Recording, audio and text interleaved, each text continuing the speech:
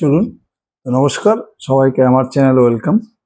আজকে একটি high growth large cap stock নিয়ে আলোচনা করব। প্রথমে স্টকটার নাম বলে দিই, বাজাজ ফিনান্স। এই স্টকটির নাম মোটামুটি আশা করি সবাই শুনেছেন, খুবই পপুলার কোম্পানি। বাজাজ ফিনান্স হচ্ছে একটি NBFC company, non banking financial company. এই বাজাজ ফিনান্স নিয়ে কেন আলোচনা করছি, কেননা সাধারণত রিটেল ইনভেস্টাররা লার্জ ক্যাপ স্টকের নাম শুনলে ভাবে এখানে কোনো গ্রোথ নেই, কিন্তু বাজাজ ফিনান্স এরকম একটি লার্জ ক্যাপ কোম্পানি যেটা দেখবেন লাস্ট 10 বছর দেখুন, ডাটা যদি দেখেন 10 বছর থেকে কন্টিনিউয়াসলি গ্রো করে যাচ্ছে। 10 বছর থেকে একটা company non stop more than 20% বেশি সেলস গ্রোথ করে যাচ্ছে, লোন বুক গ্রোথ করে যাচ্ছে, আর 20%-এর বেশি প্রফিট গ্রোথ করে যাচ্ছে 10 বছর থেকে, একদম কন্টিনিউয়াসলি। এই জন্যই আমি আজকে বাজাজ ফিনান্স নিয়ে আলোচনা করছি। এটা মনে হয় ইন্ডিয়ান ভারতীয় শেয়ার মার্কেটে যদি আপনি 10টা সেরা স্টক সিলেকশন করেন লাস্ট 10 বছর 15 বছরে, কনসিস্টেন্টলি 20%-এর বেশি সেলস গ্রোথ, কনসিস্টেন্টলি 20%-এর বেশি প্রফিট গ্রোথ, প্লাস ইনভেস্টাররা কিন্তু লাগাতার 20% 25% পার ইয়ার পেয়ে গেছে রিটার্ন। এর জন্য আমি আজকে বাজাজ ফিনান্স নিয়ে আলোচনা করছি। প্রথমে দেখে নেবো বাজাজ ফিনান্সের বিজনেস মডেল, তারপরে দেখে নেবো বাজাজ ফিনান্স লাস্ট 3-4-5 বছরের কি ব্যবসা করেছে, এখন বাজাজ ফিনান্সের কি অবস্থা রয়েছে, এবং বাজাজ ফিনান্সের মধ্যে ফিউচার প্রসপেক্ট কি আছে। এবার বাজাজ ফিনান্স যদি বিজনেস মডেলটা দেখেন, এটা কি হচ্ছে, basically NBFC company, non banking financial company. এরা বেসিক্যালি এদের যে লোনের পোর্টফোলিও মেন হচ্ছে কনজিউমার ফিনান্স, তারপরে আবার MSME loan, gold loan, personal loan, এই সমস্ত রকমের লোন এরা কাস্টমারকে অফার করে।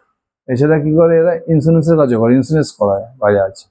প্লাস এদের একটা ছোট ডিভিশন আছে ওয়েলথ ম্যানেজমেন্ট।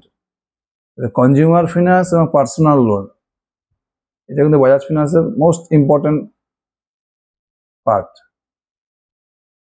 আপনি একটা ফ্রিজ কিনবেন, এসি কিনবেন, টিভি কিনবেন, এটা কিন্তু সবকিছু তারা কিন্তু লোন অফার করে। এর বাজাজ ফিনান্সে যে লাস্ট 10 বছরের মানে একদম কনসিস্টেন্টলি গ্রোথ করে যাচ্ছে, 20% 25%। এখন তো বাজাজ ফিনান্সে মোটামুটি 4.5 লক্ষ কোটি টাকা লোন বুক, এবং একইভাবে দেখুন 20% 25% করে এরা লোন বুক গ্রোথ করে যাচ্ছে। বাজাজ ফিনান্সের স্পেশালিটি কি আছে বাকি কোম্পানির থেকে, যে এত বড় বেস হওয়া সত্ত্বেও মোটামুটি আজকে বাজাজ ফিনান্সের লোন বুক 4.5 লক্ষ কোটি টাকা। বাজাজ ফিনান্সের মার্কেট ক্যাপ মোটামুটি 5.5 লক্ষ কোটি টাকা। এখনো দেখুন বাজাজ ফিনান্স কন্টিনিউয়াসলি প্রতি বছর দেখুন, হিসাব করুন, মোর দ্যান 20% পর্যন্ত এভারেজ সেলস গ্রোথ করে যাচ্ছে। লোন বুক গ্রোথ বলুন, প্রফিট গ্রোথ বলুন। এই বাজাজ ফিনান্সের বিজনেস মডেল, এর সাকসেসের কারণটা কি? এদের মেন সাকসেসের কারণ হচ্ছে বাজাজ ফিনান্সের ম্যানেজমেন্ট। বাজাজ ফিনান্সের যে সিইও আছে, এমডি রাজীব জেন, তাদের যে টিম আছে, সুপার টিম। এই টিম কিন্তু চেঞ্জ হয় না, কিন্তু কন্টিনিউয়াসলি কাজ করে যাচ্ছে। এদের মেন প্লাস পয়েন্ট হচ্ছে, এদের বিজনেস মডেলের মেন হচ্ছে কাস্টমার অ্যাকুইজিশন। এরা কিন্তু প্রতি বছর কাস্টমার বাড়াচ্ছে। এই মুহূর্তে বাজাজ ফিনান্সের আমার মনে হয় টোটাল কাস্টমার রয়েছে 10 কোটিরও বেশি, প্রায় 10.5 কোটি কাস্টমার। এরা আজ থেকে 3 থেকে 4 বছর আগে ছিল 5 কোটি, এখন ডবল হয়ে গেছে। কাস্টমার প্রায় দেখুন 10.6 crore কাস্টমার। তারপরে এরা কি করে, ক্রস সেলিং করে। মানে একটা কাস্টমার যখন বাজাজ ফিনান্সে কোনো কিছু লোন নেয়, সে কনজিউমার লোন হতে পারে, পার্সোনাল লোন হতে পারে, ওই কাস্টমারটা কিন্তু ওরা ছাড়ে না। ওই কাস্টমারটা ওদের পার্মানেন্ট হয়ে গেলো একদম, ওটার ফাইল ওরা কিন্তু ক্লোজ করে না। ওই লোন যদি শোধ হয়ে যায়, বাজাজ ফিনান্স কিন্তু কাস্টমার ফাইলটাকে ক্লোজ করে না। তখন ওরা কি করে, বিভিন্ন রকমের লোন অফার করতে থাকবে। Personal loan, MSME loan, car loan, gold loan, insurance. ওরা একটা কাস্টমার যদি একবার বাজাজ ফিনান্সে ঢুকে গেল, ওদের কাস্টমার হয়ে গেল, তারপর সেই কাস্টমারটা ওদের কন্টিনিউয়াসলি তাদের সঙ্গে যুক্ত হয়ে থাকে। এটা হচ্ছে বাজাজ ফিনান্সের সব থেকে স্পেশালিটি বাকি কোম্পানির তুলনায়, ক্রস সেলিং করে। মানে একটা কাস্টমারকে একবার লোন দিয়ে দিল, লোন শোধ হয়ে গেল, তার মানে তার সাথে তাদের রিলেশন নষ্ট হয় না। তাকে অনবরত তারা কি তার সঙ্গে টাচে থাকে, নিউ নিউ লোন অফার করতে থাকে। এটা হচ্ছে বাজাজ ফিনান্সের স্পেশালিটি, ক্রস সেলিং। আর একটা কিছু প্লাস পয়েন্ট আছে, এদের যে পুরো বিজনেসটা দেখুন, পুরো মধ্যে আইটি, মানে এদের পুরো যে টেকনোলজি ডিফেন্ড কোম্পানি, পুরো টেকনোলজি ডিফেন্ড কোম্পানি। যখন এরা কোনো অ্যাপ্লিকেন্ট কোনো লোনের জন্য অ্যাপ্লাই করে বাজাজ ফিনান্স, এরা কী করে সঙ্গে সঙ্গে এদের টেকনোলজি এত স্ট্রং, এদের আইটিটা এত স্ট্রং, এদের পুরো কম্পিউটার সিস্টেমে সে অ্যাপ্লিকেন্টের পুরো ডাটা চলে আসে, পুরো ক্রেডিট লেভেল চলে আসে।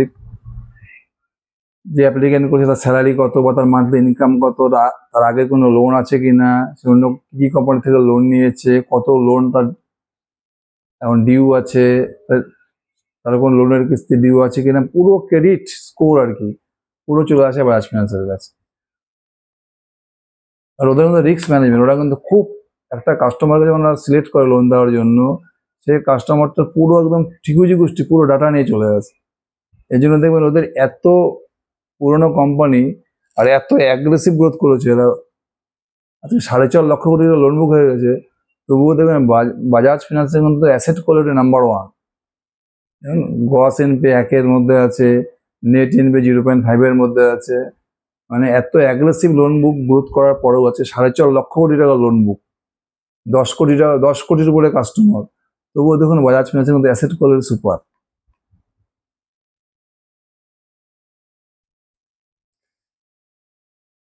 আদার ঠিক হচ্ছে এক্সপ্যানশন, এখন তো বরাবর এক্সপ্যানশন করে গেছে, ব্রাঞ্চ বাড়ানো, কাস্টমার বাড়ানো, প্লাস পার্টনারশিপ। এরা রিসেন্ট কি বলেছে, এয়ারটেলের সাথে পার্টনারশিপ করে নিয়েছে। এই যে পার্টনারশিপ করে করে কি হচ্ছে, এরা এদের কাস্টমার বেসটাকে বাড়াচ্ছে। আর সবথেকে বড় হচ্ছে এদের ম্যানেজমেন্ট কিন্তু খুব ক্লিয়ার। এদের আমি ম্যানেজমেন্টের যত কনকল শুনেছি কিন্তু সবসময় ক্লিয়ার থাকে। কোভিডের আগে দেখুন ওদের যে ম্যানেজিং ডিরেক্টর ছিল রাজীব জিন, উনি কি বলেছিল, একদম কোভিডের সময় উনি কনকল করেছিল, একদম ক্লিয়ার থট বলেছিল, এখন যা পরিস্থিতি আছে সামনে পুরো অন্ধকার, বিজনেসের কি হবে আমরা এই মুহূর্তে কিছু বলছি না। যে একটা উনি ক্লিয়ার থট দিয়ে দিল কোভিডের সময়। এভাবে কিন্তু কেউ ম্যানেজমেন্টের সত্যি কথাটা কিন্তু ক্লিয়ারলি বলে না। তারপরে যখন কোভিড চলে গেল, আবার বাজাজ ফিনান্স তার কিন্তু 25%, 26% সেগুলোতে আবার চলে আসলো। এটা হচ্ছে বাজাজ ফিনান্সের সব থেকে বড় স্পেশালিটি, মানে ডাটা ডিভেন এদের যে ক্রেডিট ম্যানেজমেন্টটা হচ্ছে, পুরো ডাটা ডিভেন ক্রেডিট ম্যানেজমেন্ট সিস্টেম হতে কি হচ্ছে, এদের কিন্তু এনপিএ কিন্তু খুবই কম বা খুব স্টেবল। কোনো সময় কিন্তু এনপিএ দেখেন বাজাজ ফিনান্সের খুব মানে বাজে অবস্থা চলে যায় না, অ্যাসেট কোয়ালিটি কিন্তু সবসময় সুপার থাকে। মানে এটা অ্যাগ্রেসিভ গ্রোথও করছে, এটা রিস্ক কন্ট্রোল কিন্তু দুর্দান্ত, রিস্ক কন্ট্রোলের যে ফ্রেমওয়ার্কটা আছে এদের, এটা কিন্তু দুর্দান্ত। এবার দেখুন বাজাজ ফিনান্সের আপনি যদি দেখেন Q1 এর রেজাল্ট যদি দেখেন, Q1 এবার FY26-এ লোন বুক গ্রোথ করেছে মোটামুটি 25%, আর প্রফিট গ্রোথ করেছে হচ্ছে 22%। Q1 এর রেজাল্ট হচ্ছে লোন বুক গ্রোথ 25% আর নেট প্রফিট গ্রোথ করেছে 22%।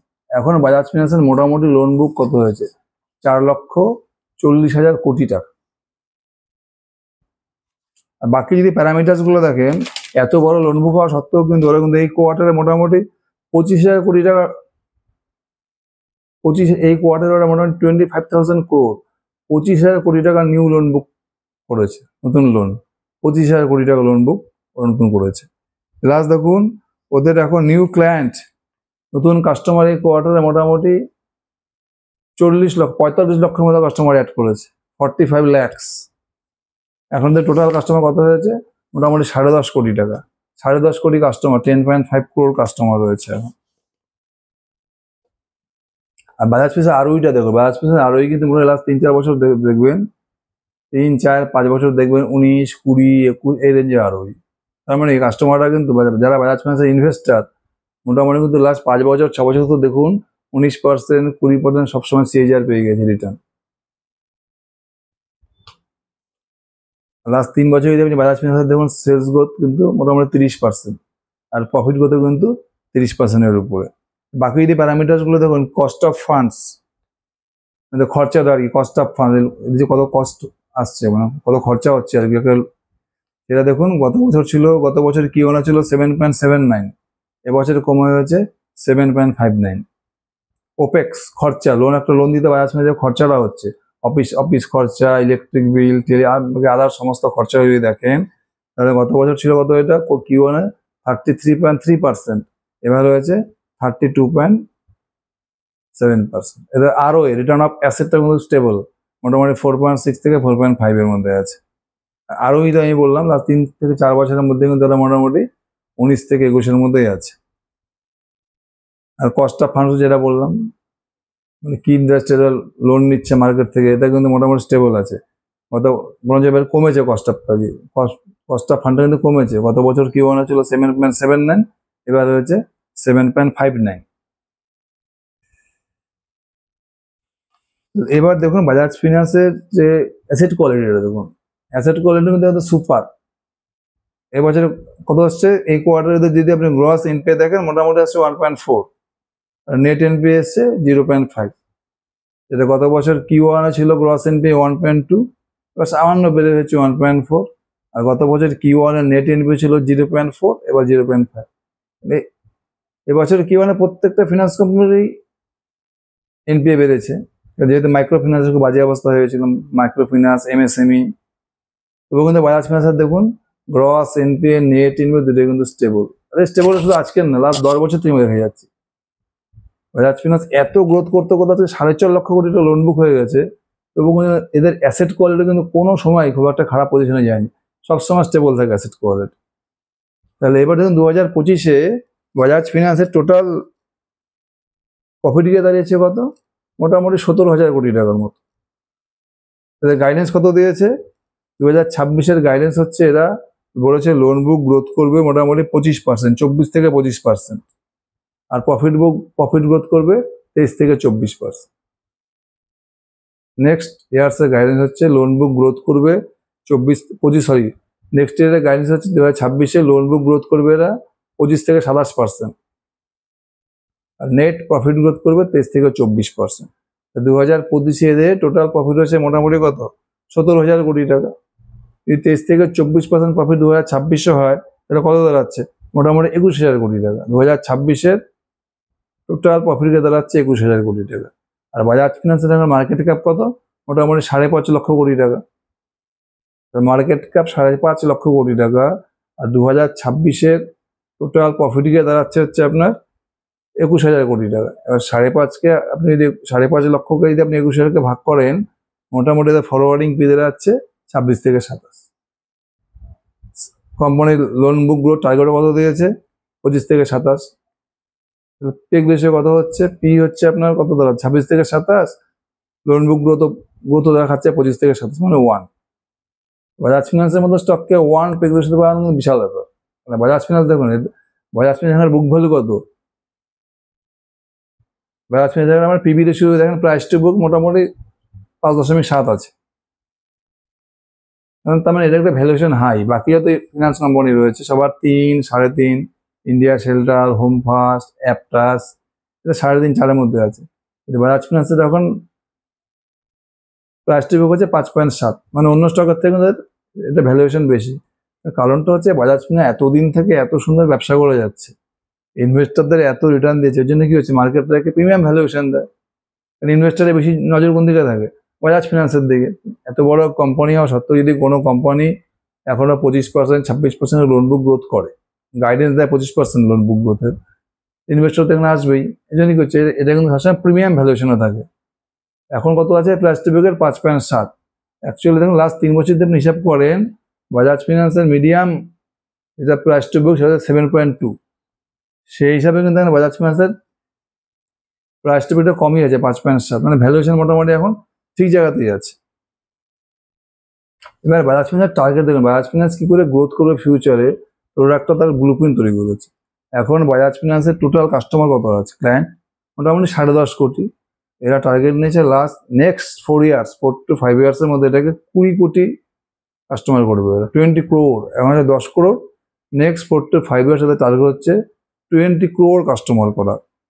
আর এরা কি করতে যাচ্ছে, অনেক পার্টনারশিপ করবে, বিভিন্ন বড় বড় কোম্পানির সাথে পার্টনারশিপ করলে কি হবে, কনজিউমার ফিনান্সটা বাড়তে থাকবে, কনজিউমার লোন বুকটা। এবং রিসেন্ট এরা কার সাথে করেছে, এয়ারটেলের সাথে এরা পার্টনারশিপ করেছে। এরা আগামী 2-3 বছর বড় বড় কোম্পানিগুলোর সাথে আরো টাই আপ করবে। তারপরে কি বলছে এরা, এমএসএমই লোন, 2 হুইলার্স লোন এবং গোল্ড লোন।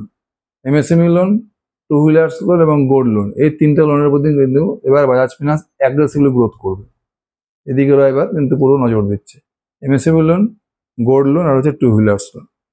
এখন দেখুন বাজাজ ফিনান্সের টোটাল যদি আপনি মার্কেটে শেয়ার দেখেন, আমার 2.5% রয়েছে টোটাল। লোনের আপনি হিসাব করেন যত ফিনান্স কোম্পানি আছে, মানে বাজাজ ফিনান্সের মার্কেট শেয়ার 2.5%। এর টার্গেট হচ্ছে আগামী 2 থেকে 3 বছরের মধ্যে এটাকে 3% নিয়ে যাওয়া, 3 বছরের মধ্যে। আর এটা কি করে যাচ্ছে, এটা তো ডিস্ট্রিবিউশন নেটওয়ার্ক সুপার, অল ইন্ডিয়াতে এরা করে নিচ্ছে ডিস্ট্রিবিউশন নেটওয়ার্ক। এই নেটওয়ার্কটাকে ওরা আরো স্ট্রং করতে যাচ্ছে। তার মধ্যে সব থেকে বাজাজ ফিনান্স বড় ঘোষণা করেছে, এরা যেটা করতে যাচ্ছে ফিনাই করতে যাচ্ছে, ফিনান্স প্লাস এআই, মানে এরা কোম্পানিটাকে পুরো বানাবে এবার এআই ড্রিভেন কোম্পানি করে দেবে, আর্টিফিশিয়াল ইন্টেলিজেন্স। এর জন্য অলরেডি প্রচুর কম্পিউটার ইঞ্জিনিয়ারকে এরা কিন্তু অ্যাপয়েন্ট করেছে। কি করবে, finance plus AI, FINAI, finance plus AI, মানে পুরো কোম্পানিটাকে এবার কি করবে, এআই আর্টিফিশিয়াল ইন্টেলিজেন্স ড্রিভেন করে দেবে। এর ফলে কি হবে, এদের লোন ডিসবার্স, কাস্টমার অ্যাকুইজিশন, কাস্টমারকে লোন সব স্পিড বেড়ে যাবে কাজে। এরা আরো বেশি কাস্টমারের সাথে ডিল করতে পারবে। প্লাস যদি কোনো কাস্টমার ফট থাকে, এরা ফট করে বুঝিয়ে যাবে। এদের হচ্ছে মেন এখন হচ্ছে টার্গেট। সব থেকে বড় ঘোষণা করেছে, এরা কি করবে, পুরো সিস্টেমটাকে এআই করে দেবে, এআই জেনারেট করে দেবে। এর ফলে কি হবে, এদের কষ্ট কমে, এআই করার ফলে এদের কষ্ট কমে যাবে, লোন বুক গ্রোথ বেড়ে যাবে, এরা বেশি করে কাস্টমারকে ডিল করতে পারবে, প্লাস এদের কষ্টটা কিন্তু ধীরে ধীরে কমে যাবে। বুঝে গেলে বাজাজ ফিনান্সের বিজনেস মডেল বাকি সবার থেকে এরা কেন এগিয়ে আছে।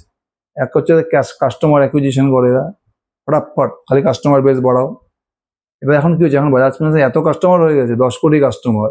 এখন তো কি করছে, এই 10 কোটি কাস্টমারকে একটা কস্ট সেলিং করছে।